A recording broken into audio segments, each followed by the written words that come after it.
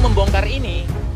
Nah, ketika mereka melaporkan saya melengkapi buktinya, maka itu akan tersebar nanti. Makanya mereka tidak berani melaporkan. Karena mereka tahu, ketika netizen mengkonsumsinya, ya terserah kalian mau percaya, mau tidak. Dan tidak boleh fanatik buta. Itu yang selalu saya katakan. Sekalipun kalian sebagai pendukung TIJ, kalian nggak boleh fanatik sama saya sehingga yang salah pun kalian benarkan. Nggak boleh masuk. Walaupun yang nampak di publik bukan saya yang laporkan. Ingat, itu camkan itu untuk kalian yang sebelah sana ya. Saya mainnya halus, walaupun lambe saya kasar.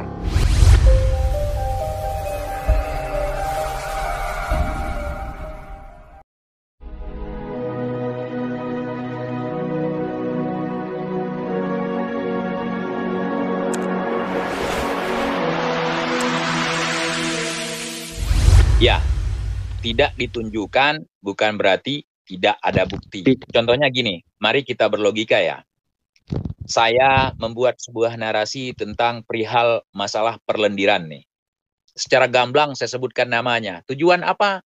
Saya menyebutkan nama aslinya. Bahkan mereka memancing saya untuk menyebutkan nama sesuai dengan IKTP sebelum si Arya masuk, sudah saya sebutkan. Sesuai IKTP mereka satu-satu. Kemudian tujuannya apa Bang TIJ? Saya mau membongkar ini. Nah, ketika mereka melaporkan saya melengkapi buktinya, maka itu akan tersebar nanti. Makanya mereka tidak berani melaporkan. Karena mereka tahu, tanyakan hatimu. Jangan tanyakan nafsumu. Jangan tanyakan gengsimu. Tanyakan hatimu. Saya mengatakan, kamu hombreng. Jangan tanyakan ke saya. Kamu tahu dari mana? Buktinya dari mana? Kamu merasa tidak. Bahkan saya bacakan komunikasi kalian, saya ucapkan komunikasi kalian di depan publik. Apa nggak merasa? Apa nggak hancur lebur hati ini? Kalau Mbak Lulu nih, contoh nih, saya mengatakan, Mbak Lulu begini, begini, begini. Kemudian apa yang Mbak Lulu alami? Saya berikan rentetan-rentetannya di depan publik. Apa nggak sakit? Sekalipun Mbak Lulu bilang, TIJ fitnah saya. Saya tidak penting menunjukkan bukti di publik. Saya hanya menyerang psikologis kamu. Kamu terkena sekarang. Kamu terkena sekarang. Kalau kamu menolak ini, apa yang bisa kamu lakukan? Nah, berbeda halnya, kamu menuduh saya sebagai ODGJ misalnya. Kamu memfitnah saya sebagai penikmat atau pemakai sabu, pemakai ganja, itu berbeda halnya. Kenapa? Karena saya tidak melakukannya. Sehingga beban psikis saya tidak ada. Kamu terbebani untuk orang yang saya bahas. Dan ini merupakan sebuah bentuk serangan saya terhadap lawan. Ketika netizen mengkonsumsinya, ya terserah kalian mau percaya, mau tidak. Dan tidak boleh fanatik buta. Itu yang selalu saya katakan. Sekalipun kalian sebagai pendukung TIJ, kalian nggak boleh fanatik sama saya sehingga yang salah pun kalian benarkan. Tidak boleh. Saya tahu betul apa yang saya lakukan. Saya paham betul resiko yang akan saya tanggung.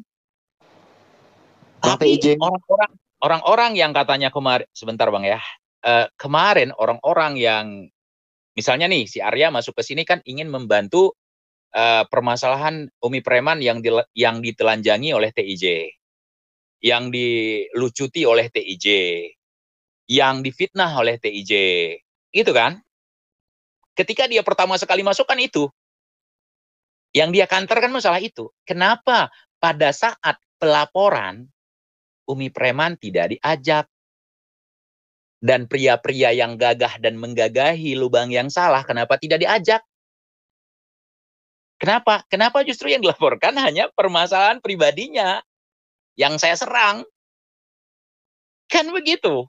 Ini coba, apakah itu tidak cukup untuk kita nalar, saudaraku? Bukti itu tidak serta-merta, misalnya nih, saya mengatakan perlendiran, berarti saya harus mengupload video porno mereka di konten saya. Kan tidak demikian, saudaraku. Ya, jadi kita harus mempelajari kronologinya. Kronologisnya seperti apa? Ya, karena kenapa? Di seberang sana berbeda dengan saya. Seberang sana dikit-dikit lapar, dikit-dikit lapor. Kalau sebelah sini kita senyumkan aja. Tapi ingat, satu-satu masuk. Satu-satu masuk. Walaupun yang nampak di publik bukan saya yang laporkan. Ingat, itu camkan itu untuk kalian yang sebelah sana ya. Saya mainnya halus, walaupun lambe saya kasar. Ini saya bocorin ini. Ending ataupun bukti yang diinginkan oleh netizen sebenarnya apa? Kan begitu. Apakah saya harus menunjukkan, misalnya saya menemukan masalah perlendiran. Apakah saya harus beberkan di publik? Ya. Walaupun endingnya sudah tiba, tentu video itu tidak akan saya edarkan. Ya kan? Kan begitu. Sip. Ending yang akan saya tunjukkan apa? Saya mengatakan bahwa saya melaporkan Umi Preman. Kan begitu. Endingnya apa? Saya harus membuktikan suatu saat apabila sudah tiba waktunya Umi Preman akan dipenjara. Kan itu buktinya. Ketika ada sebuah kisruh misalnya di televisi misalnya, ada seorang suami mengklaim bau kemaluan istrinya kayak bau ikan asin. Apakah Anda harus mencium bau ikan asin itu seperti apa untuk membuktikan itu? Kan tidak. Tidak kan? Nah, jadi buktinya apa? Nah, proses hukum atau mereka cerai atau segala macam. Kan itu nanti yang akan menjadi sebuah bukti untuk publik. Nah, ketika saya mengatakan masalah perlendiran ini, apakah saya harus menampilkan videonya di sini? Tidak. Pertama, kenapa? Saya melanggar UU ITE. Jelas ya? Itu, fix itu. Nah, kemudian yang kedua, saya melanggar aturan komunitas YouTube. Mengupload konten mengandung pornografi. Kamu gitu. Kemudian untuk teman-teman yang sudah mengikuti saya lama, saya pernah menempel beberapa foto. Tapi saya hapus lagi. Kenapa saya tempel foto itu? Sengaja supaya saya dilaporkan. Ada foto orang lagi nyusu. Ada foto waktu itu seorang dukun sedang di depan seorang pasien wanita yang telanjang. Dukun itu rambutnya gondrong dan namanya saya sebutkan di situ, saya tag orangnya. Di belakang orangnya ketakutan. Jangankan untuk melaporkan, untuk mereaction foto itu tidak berani. Nah, ketika orang itu mulai mundur, saya tidak mau ikut ngebahas TIJ. Dia pegang buktinya. Saya tidak berani. Saya kecoh lagi. Supaya dia terpancing untuk melaporkan. Dan sampai detik ini dia tidak melaporkan. Bahkan si Arya mau masuk ke sana, bawa-bawa nama dia di kontennya. Tidak diterima, karena dia tidak mau berurusan dengan TIJ. Kemudian ada satu lagi, yang terlibat sama Umi Preman. Kenapa tidak pernah meng-counter apa yang menjadi tuduhan dan fitnahan TIJ? Karena dia tahu, apa yang dia lakukan salah. Dia menyadari itu. Pernah chat ke saya, tetapi malu mengakuinya. Hanya mengatakan di belakang, saya suatu saat akan minta maaf di publik, tapi tidak saat ini. Ini akan menghancurkan reputasi saya. Saya memilih diam. Begitu. Nah, ketika teman-teman, mana buktinya? Itu hak teman-teman. Ketika mendengar sebuah statement yang disampaikan oleh saya di publik, teman-teman penasaran nih, apalagi namanya penasaran nih, ya kan? Saya tidak menyalahkan karena dari namanya saya sudah paham, penasaran orangnya. Nah, jadi apakah setiap penasaran dari orang lain, rasa penasaran dari sahabat-sahabat saya, apakah saya harus menunjukkannya? Jangankan untuk mempublikasi bukti-bukti itu, saya kirimkan untuk istri saya tidak boleh pindah perangkat. Itu logika ya. Barang-barang temuan seperti itu tidak boleh di-expose, tidak boleh ditransfer ke orang lain, tidak boleh dikirim ke perangkat-perangkat lain. Karena ketika Anda mengirimkan itu secara tidak langsung, Anda sudah melanggar UU ITE. Misalnya nih, dulu ada si Lacak, minta dong videonya, foto.